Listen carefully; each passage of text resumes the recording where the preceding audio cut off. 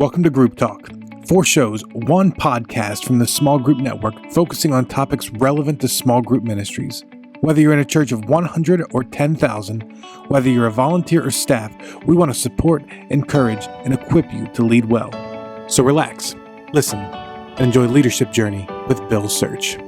Well, welcome back to the Leadership Journey. This is your host, Bill Search. It's a real privilege that you've carved out a little bit of time to spend thinking about this big topic of leadership.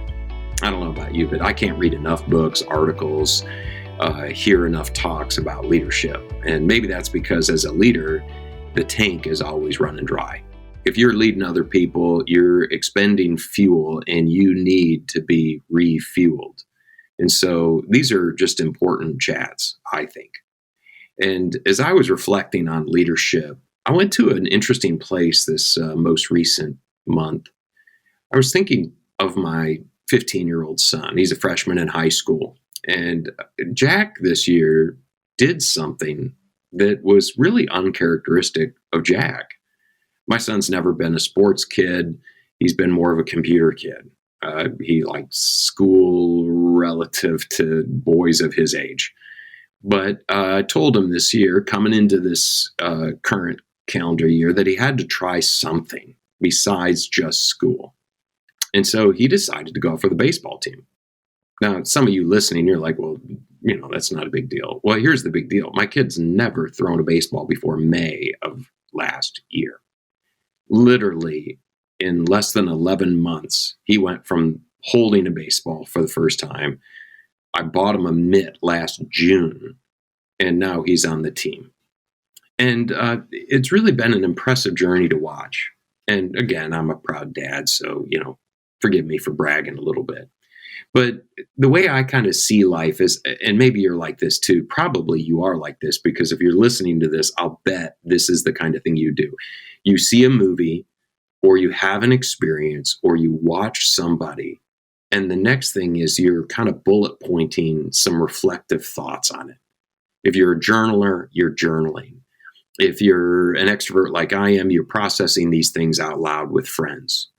But this is what a leader does, is a leader processes life and thinks about life either from their own experiences or the experiences of others they watch. And so if you'll allow me, I have 8 reflections, or maybe I could say lessons from baseball.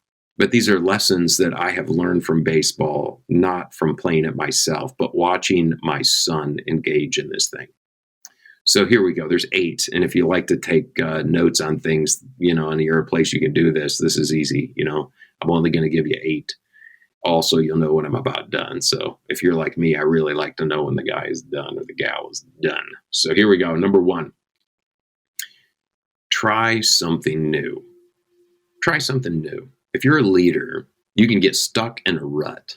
You can do the same old stuff the same old way because you were mentored into it or told how to do it or seen how to do it, or maybe it was how your boss tells you to do it or told you to do it, or how you did it 25 years ago when you first started doing whatever it is you're doing. But try something new. Try a different approach. That means you got to keep your mind open. You got to have a certain degree in which you're willing to learn new things. It's exciting, actually. Again, my boy, he never held a baseball. And then in the dark days of the pandemic, we were stuck at home with nothing to do. And I dug out my old glove from the 1980s that was still in pretty good shape, and found a baseball. And I had a mitt. I kid you not, I had a mitt from the 1950s. And so I'm holding the 1950s mitt, which wasn't that easy to catch with. Makes me really impressed with the baseball players back then. But anyhow, we played ball, and then I finally went and bought him a new mitt so that we could. And I'm telling you what, he stunk. I stunk when we first started doing it. But after a while, we were impressed. We weren't dropping the ball. We were throwing the ball in the right spot. We were throwing the ball further distance. And it all started by trying something new. So that's the first thought, first reflection. The second is risk rejection. This is hard. It's not easier when you get older. In fact, I think as you get older, you kind of find your groove and you stick with it. And that's why people don't take risks as they get older. I remember hearing Tony Campolo many years ago got to be 30 years ago. And he talked about a research project that had been done amongst elderly people. And one of the questions was asked, what would you do differently? And one of the responses is, we'd risk more. Why didn't we take more risks? You hit a certain stage in life and it's over. You can't take new risks, or there's not many new risks to take. You can't change careers, or you can't go out for a big promotion. You hit a certain season of your life and that ship has sailed.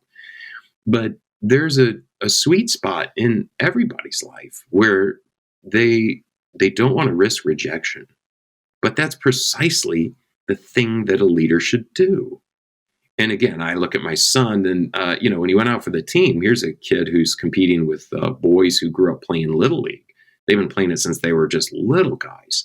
And so they're pretty good now. And when he first went out for the team, he wasn't very good at all. But he was willing to risk the rejection. And fortunately, the coaches took a chance on him and placed him on the team. Well, this leads to the third reflection, which is partner with a friend. It really helped Jack that he had a buddy who's a pitcher on the team who's been playing it since he was, probably out of diapers. And that kid loved the idea that Jack would be on the team with him. They were classmates, they're friends, they've been friends since, middle school. So as they came into their freshman year together, Will thought it'd be awesome if Jack was on the team with him, welcomed him into the team, introduced him to other guys on the team. And so, partnering with a friend is a great way for risk mitigation. It might not be somebody who's advanced beyond you, but let's say you want to take a risk of starting a new type of small group. Find a partner, and the two of you, or maybe if it's another couple, if you're coupled up, maybe it's 4 people, and now you got the nucleus of a new thing. But partnering up is one of the greatest things you can do in leadership. It's just easier than going alone. My friends who have had careers in the military tell me these little teams of 2 or 3 that get together, and they're part of like a unit within the military. And it's because a solo person is not only the risk for that individual, but also that solo person might find a nice hole and conveniently hide in it. But if you have 2 or 3 people, there's always one person going, we can do this, let's do it. And anyhow, find yourself a partner, find a friend to do this with. Number 4, fourth reflection is serve others first. When you get into this thing, when you're trying something new in leadership, don't start out from how can this advance my career? Instead, start out with how can this make the lives others lead better? How can I help other people? How can I ease their day? How can I make their life better because of what I'm doing for them? And so one of the things I noticed is with Jack, especially in the early days of practice, I'd get there to pick him up from it. And I encouraged him. I said, hey, buddy, in the field house, hold the door open for all the other guys. You're the low man on the totem pole. You're brand new. That's your job. Don't start out in thinking you're in the middle of the pack or towards the top of the pack. You're at the bottom. Reminds me of something Jesus said. Jesus said, if you get invited to a really nice feast, when you show up, don't sit at the head table. Sit at the end of the table. And then the host will see you there and go, whoa, whoa, whoa, you're not supposed to be there. You're supposed to be up here. And then it's kind of honoring. But let other people lift you up. And so it started with him just holding the door. And then I noticed not only was he holding the door, but guys were fist bumping him, hitting him in the arm. That they were appreciative of the efforts he was putting forth.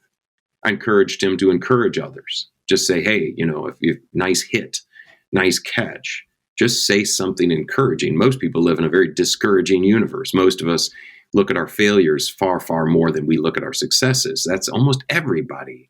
And so if you can say an encouraging word to somebody, it's pretty remarkable how they'll respond. And sure enough, those guys on the team responded. You serve others first. 5th reflection on baseball. Find a mentor. I mean, you have coaches, right? But find a mentor. Find somebody on the team who does whatever it is you want to learn how to do, and they do it well. And then you ask them, how do you do that? What are the processes? What are the steps? What are the things that you do? So, because I want to do what you do. So can you coach me? But, peer to peer. First of all, mentors usually find that really honoring.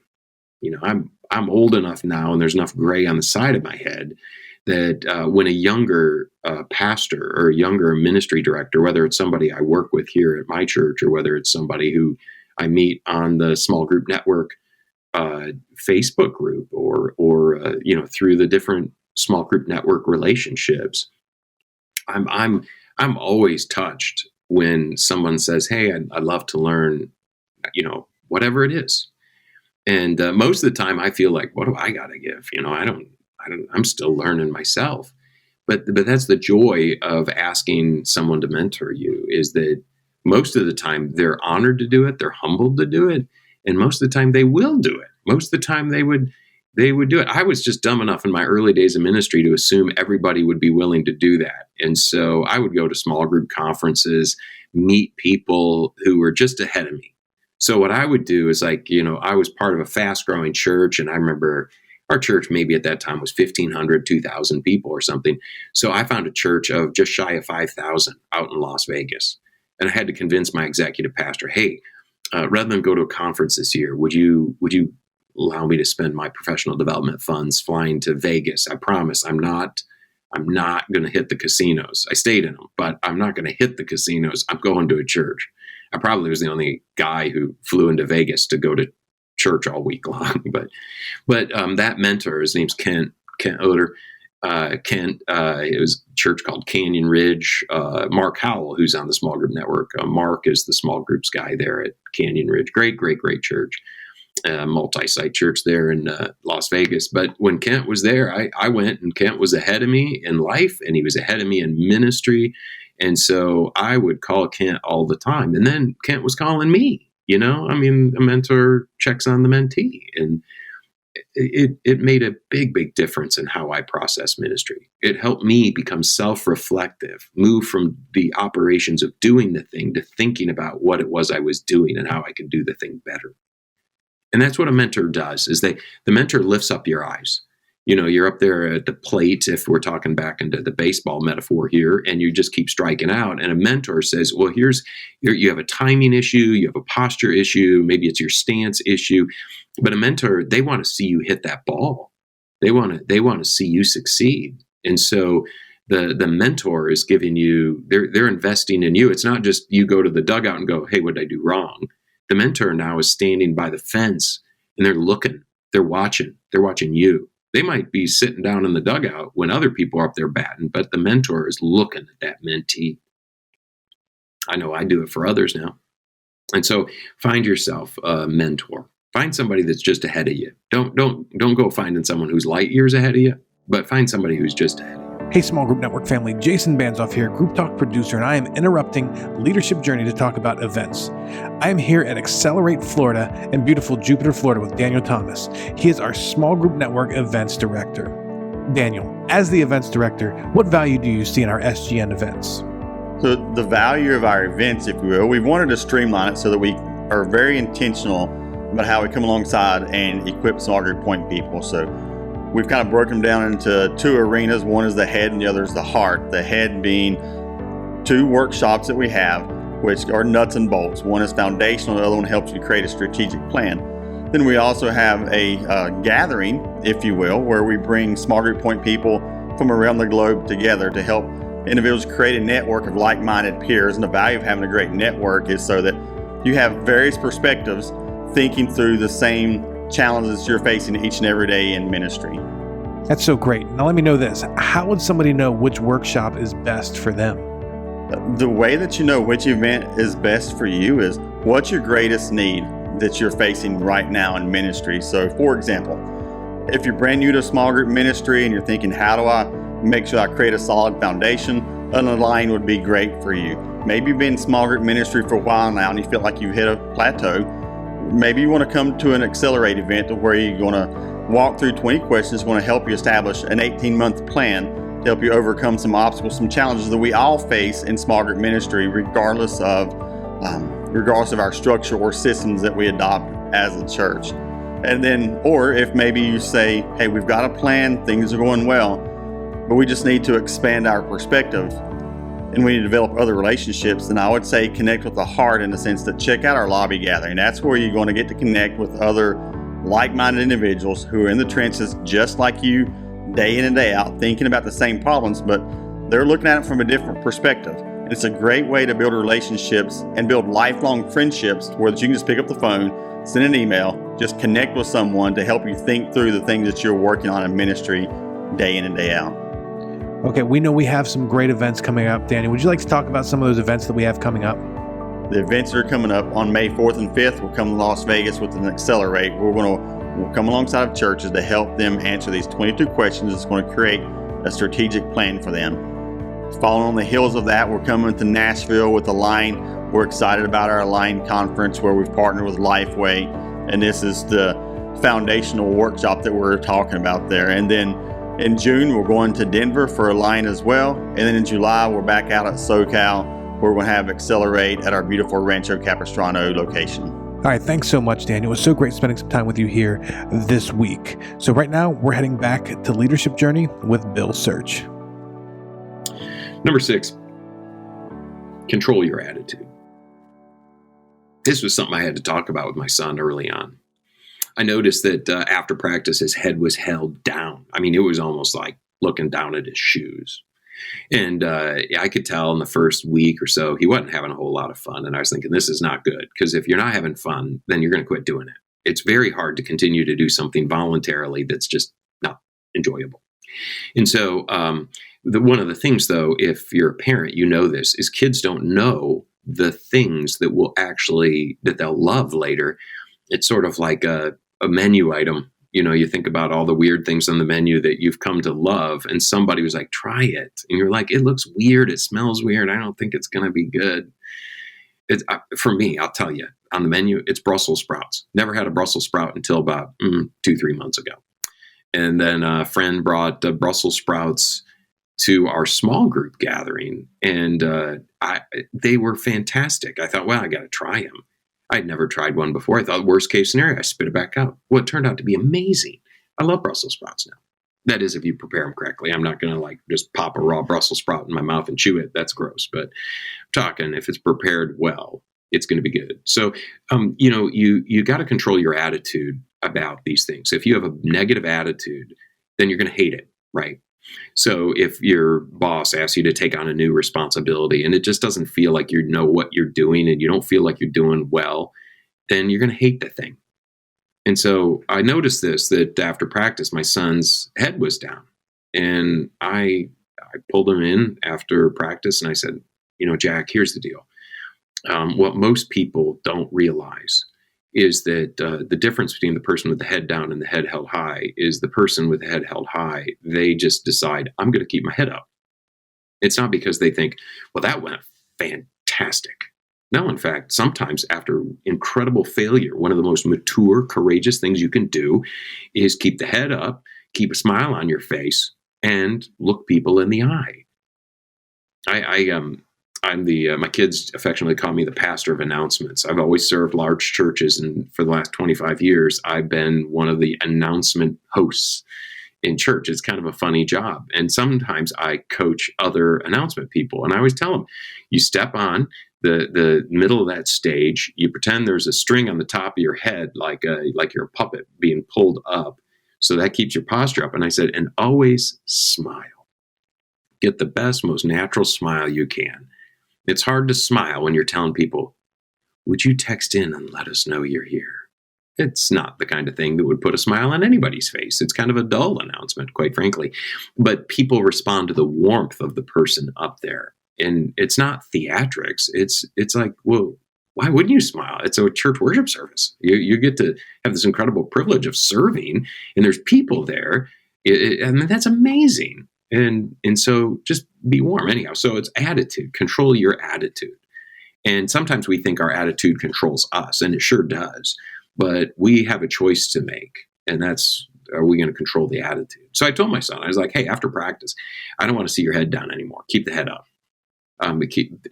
Put as best of a smile or smirk on your face that looks like, I know what's up.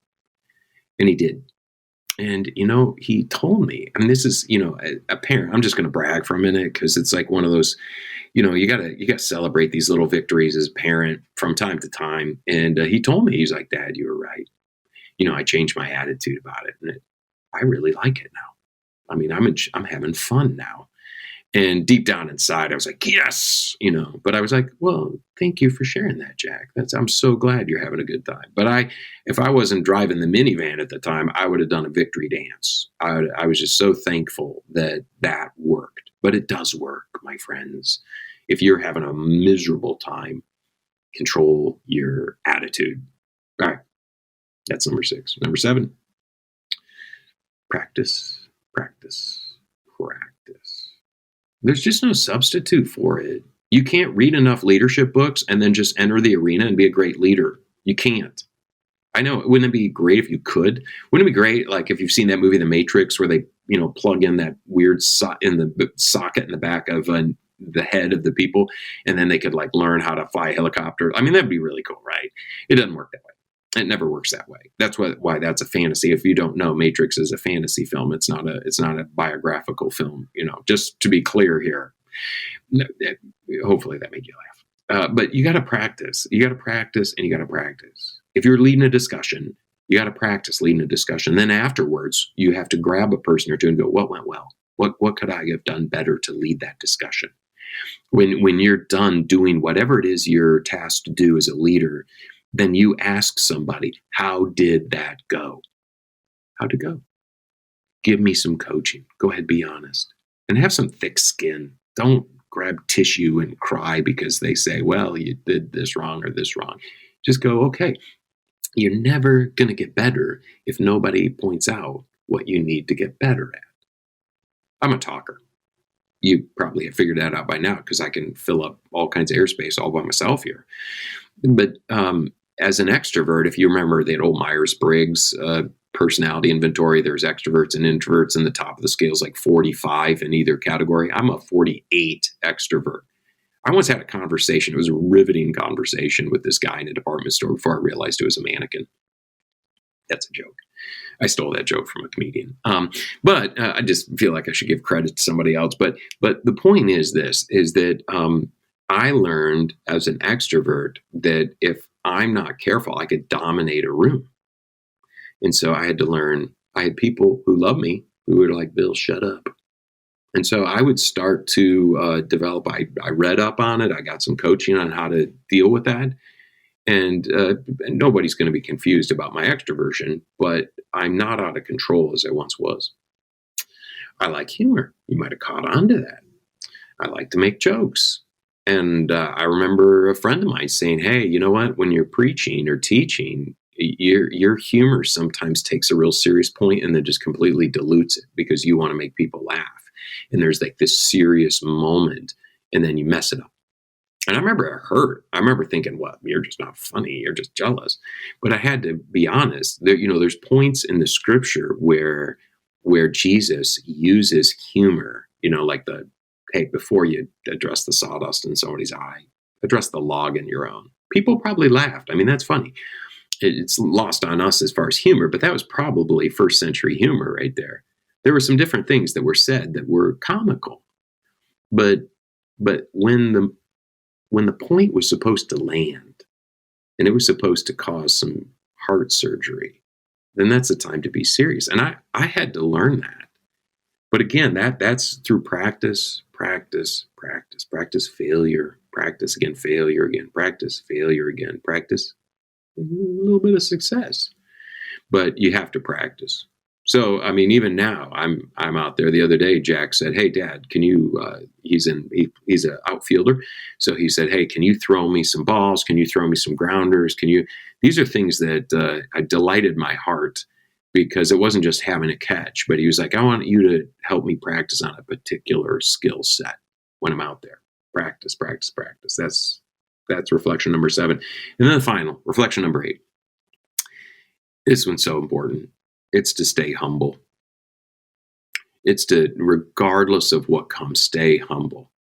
Now, Jack's a freshman. He's not the Grand Slam slugger. He's not the greatest player on the team. He holds his own. Okay. He's not the star. He's not a starter. He's holding his own. He's right where he ought to be as a freshman, and I'm very proud of that. But there's a humility that must be maintained by the leader, or they will become impossible to live with, and there'll be failures as leaders. So as you get good at this, as you take a risk, and you partner up, and you start to serve others, and through mentorship you start to get better, and then your attitude is something that helps drive you forward, and you've practiced enough that you become a natural. I mean, in fact, you become so natural now you're mentoring other people.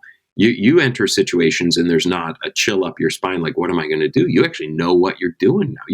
You hear leadership seminars and you think, you missed one, because that's where you're at now. Don't be a jerk. I mean, don't derail this thing through pride. Scripture is just replete with people who messed up because they started to think, I'm awesome. Never get that. Jesus is awesome. You're not. We are not. We are commissioned to be stewards, to be shepherds, to be servants. But that ought to be 100% clear. The Apostle Paul, he called himself a slave. He used a word doulos, which was he just said, hey, this is my role in the kingdom of God. I'm a slave of Jesus. And I think that was a grounding thing for him. That's probably something that he prayed a lot. Lord, keep me grounded, And so stay humble in your leadership journey. Stay humble.